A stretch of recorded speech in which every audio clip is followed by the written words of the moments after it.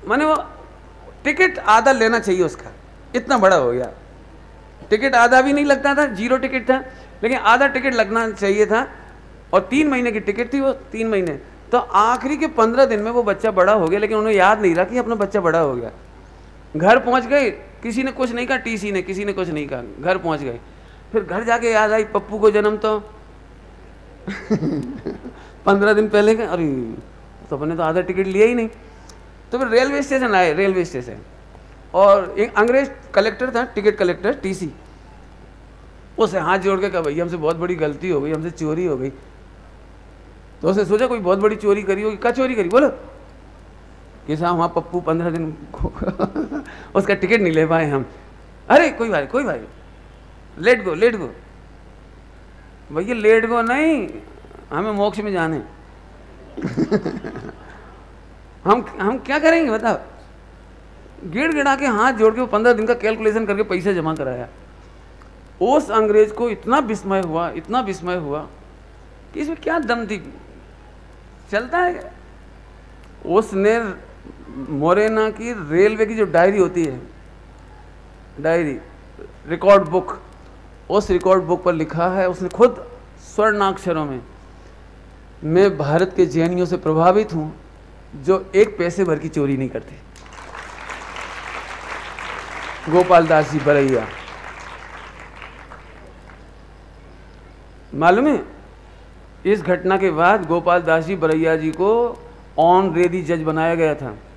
जब वे बॉम्बे गए थे ना जज का काम संभालने के लिए, तो कालीन, जैसे ये कालीन है ना, कालीन अंग्रेजों के ज़माने में कालीन हर किसी को नहीं बिछाते, यहाँ से कालीन बिछाया था अंग्रेजों ने, और वे उस पर चल करके हाथी पर बैठ करके आए थे। क्यों? इसलिए नहीं हाथी पर बैठ करके आए थे कि हमारा मान, क्योंकि पूरे वर्ल्ड में जैन समाज का मान रहना चाहिए।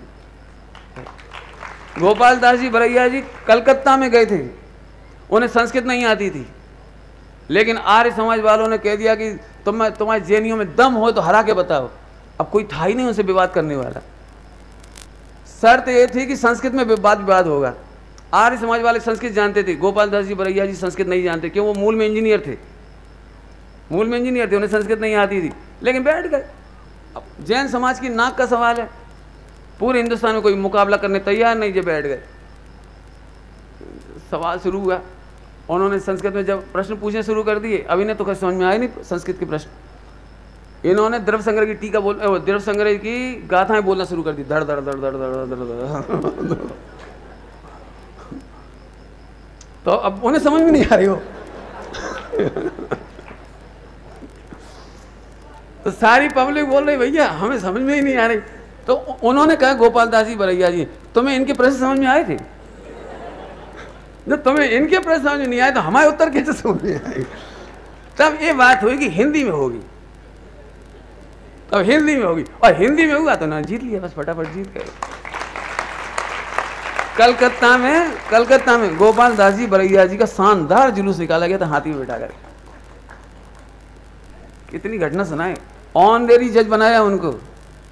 एक बार एक बारात जा रही थी, बारात एक नदी के किनारे रुकी तो सब नहाने चले गए, उसमें एक जैन भाई डूब के मर गया। तो दूसरा व्यक्ति जो जेलसी रखता था उस व्यक्ति से, एक व्यक्ति वहां बैठा हुआ था ना, 2 व्यक्ति रखे थे, एक डूब गया और एक रखा था। उसने आके सूचना दी, वो ये डूब गया वो। तो जो व्यक्ति उस जीवित बचे व्यक्ति से ईर्ष्या रखता था, उसने विलम लगा दिया कि इसने डुबा के मारा है। मुकदमा तक चली गई बात, अंग्रेजों ने से फांसी। गोपाल दास जी बरैया जी बोले मुझे कुछ कहना है। बोले कहो। बोले इस परिवार का सबसे छोटे बच्चे को बुलाया जाए, जिसको आप फांसी दे रहे हो उसका सबसे छोटा बच्चा बुलाओ।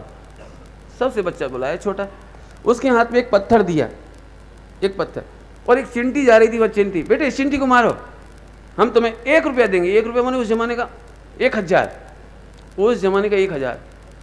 1 रुपया देंगे बेटे, चिंटी को मारो। वो छोटा सा बच्चा, बिल्कुल छोटा सा, 2 साल का है, हमका चिंटी मारे है, हमें नहीं चाहिए पैसे, चिंटी मारे थे हम चिंटी नहीं मार। गोपाल दास जी ने जज को कहा, जिस परिवार के छोटे से छोटे बच्चे में इतना संस्कार है कि वो चींटी नहीं मार सकता, वो एक अपने साधर्मी जैन को क्यों मारेगा? बरी कर दिया। आपको कैसे कहूँ मैं, आपको कितनी महिमा गाऊँ इस इतिहास की, थोड़ा थोड़ा आपको पता लगा हो, महिमा आई हो। तो जैन शासन की समृद्धि के बारे में सोचना, जैन संस्कृति का उत्थान के बारे में सोचना। और फिर कहता हूँ, आज सबसे बड़ा भाग्यशाली परिवार वो होगा जो अपने बच्चे को जयपुर पढ़ने भेजेगा, कोटा पढ़ने भेजेगा, बांसवाड़ा पढ़ने। और बेबच्ची भाग्यशाली है कहाँ वाली, जोर से बोलो। हाँ, गर्व करना, कोई लौट के मत जाना। खूब पढ़ो, खूब आगे बढ़ो, जैन शासन को 2-2 कदम आगे बढ़ाए चलो, बढ़ाए चलो, बढ़ाए चलो। विचार करना। मैंने खूब टाइम ले लिया आपका। ओम नमः शिवाय। कुछ दो जिनवाणी का, यदि जिनवाणी की इतनी महिमा है, 2-5 मिनट और सुन लीजिए। कोई भी जुलूस छोड़ के नहीं जाएगा, सब हाँ। जुलूस में चलेंगे। आदरणीय पंडित साहब का आज प्रवचन में ही यह जिन शासन और जिन धर्म और जिन संस्कृति को आगे बढ़ाने के लिए ये हमें एक संदेश है। इसकी कैसेट तो अवश्य हमें घर घर लेकर जाना चाहिए। नहीं भाई साहब, कैसेट तो लेकर ही जाएंगे, और कल ही हमारे सौभाग्य कहें कि जिनवाणी चैनल वाले भाई भी आए हैं, वो रिकॉर्डिंग बराबर कर रहे हैं, और कुछ दिनों बाद ये प्रवचन भी आपको जिनवाणी चैनल के माध्यम से पूरे देश भर में प्रसारित होंगे। आज हम सभी का परम सौभाग्य है जो आदरणीय भाई साहब के आशीर्वाद से इतना बड़ा यह आयोजन सफलता की ओर बढ़ रहा है। गदगद हो जाते हैं हम जब देखते हैं कि साधर्मियों में कितना उल्लास है। जगह जगह बैठकर गोष्ठियां कर रहे हैं, कोई मंदिर जी की सफाई कर रहा है, कोई मंदिर जी के कलश साफ कर रहा है, कोई प्रक्षाल कर रहा है। ऐसे आयोजन होते रहें।